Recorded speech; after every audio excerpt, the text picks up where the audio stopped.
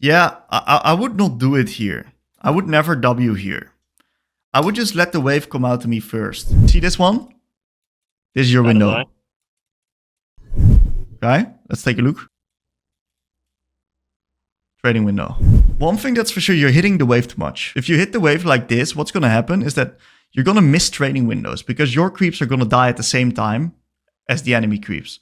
Or the enemy creeps are going to die earlier like this cannon. And now the wave is going to move up further into the lane right here. And it's easier for him to catch. What are we looking at in here? Mainly just Brand lane, because I think the champ is like kind of broken. This feels so unbelievably oppressive to lane against. It felt like there was like no opportunities, and Okay. I even like looked at the stat site and was like, how is this a counter matchup that's echo favored? Like I Yes. don't like I'm assuming the counter matchup part comes from mainly like after laning phase, because it felt like there was pretty much nothing I could do as long as he didn't like randomly throw his Q out. Okay. I've played this matchup a lot from Brand side. And I found Echo to be one of the hardest champs to play against. Echo is actually brutal to play against. I actually think that post-laning phase, starting level 8, level 9, that's when Brand actually could play. But before that, it was extremely Echo favored in my experience. Okay. So let's just break it down. Let's see what we see here and see how we should go about it. Level 1, definitely an E start matchup. Brand is weak as shit level 1. So what I would try to do if I were you is I would start E and I would try to pressure him off just by standing here. Pressure him off from out attacking the wave. And what we then can do is that more likely than not, is those creeps are going to be dying right here around the same time. And what we can do then is we can then jump on his face, get in Hill Blaze proc. Okay. And if he ever decides to hit you or decides to use an ability, we can use our E reactively and jump onto him while dodging out on his damage. That's fair. Yeah, usually I've trended more towards like reactively leveling ability, like depending on what like how they posture. So like I don't really, I guess, know when it's a good time to just not like ignore how they're posturing and just start E anyway. Yeah, so this is a matchup that he's so weak level 1 that you can just E at him. Level 1, level 2, you dominate this guy. Level 3, that's when he gets some tools. So whenever you dominate someone, just take E level 1. Look at that. We annihilated this guy. Get the wave in. Beautiful. Let's get it back to neutral.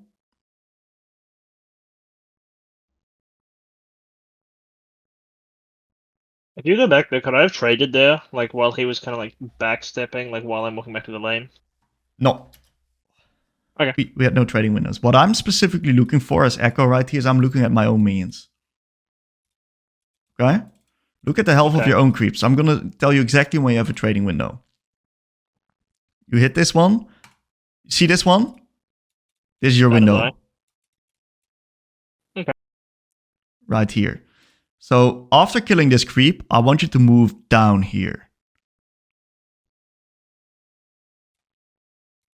Okay. Okay, let's take a look.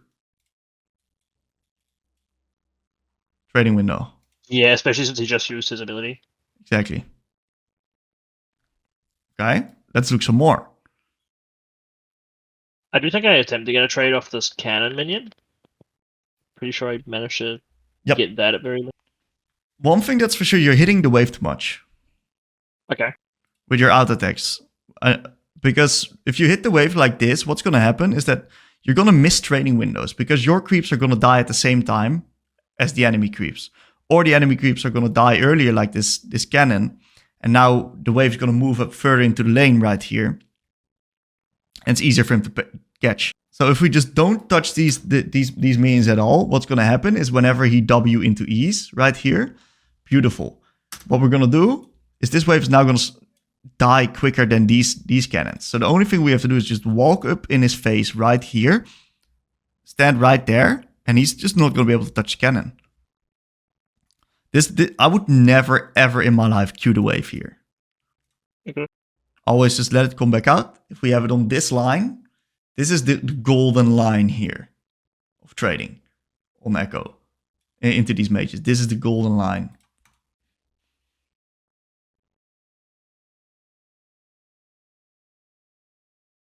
Yeah, because I actually think you do a pretty good job with the Ws. You actually get the wave pushing in. Then we nuke it a little bit too much.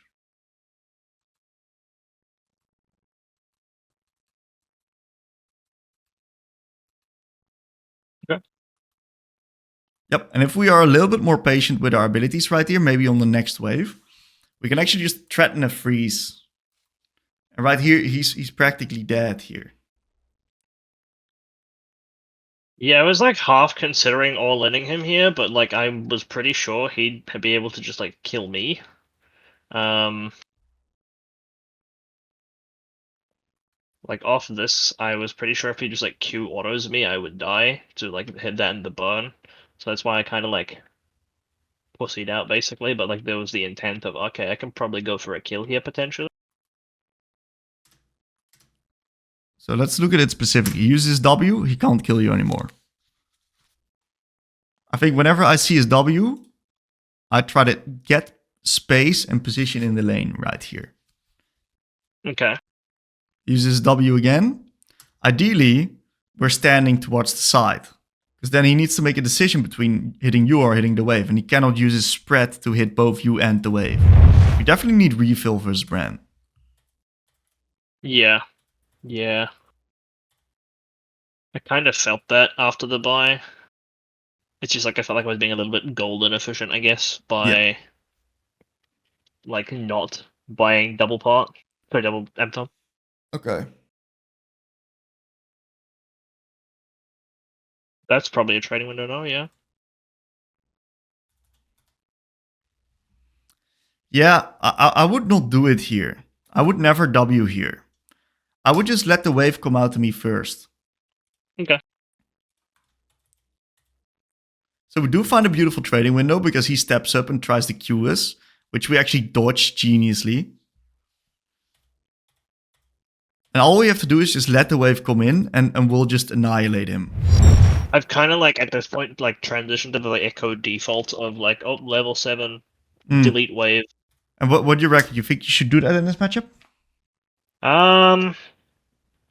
I mean, in this like with my level of knowledge at this time, I feel like yeah, because I wasn't like really knowing how to punish him. So I think deleting the waves is fine considering what I knew about the matchup. But like in hindsight, obviously, probably a bit smarter to be a little bit more patient. Yeah. I would start nuking the wave at level 9. That's the time where it's going to be much harder for us to deal with the Bran. Because he's going to get a little bit more health.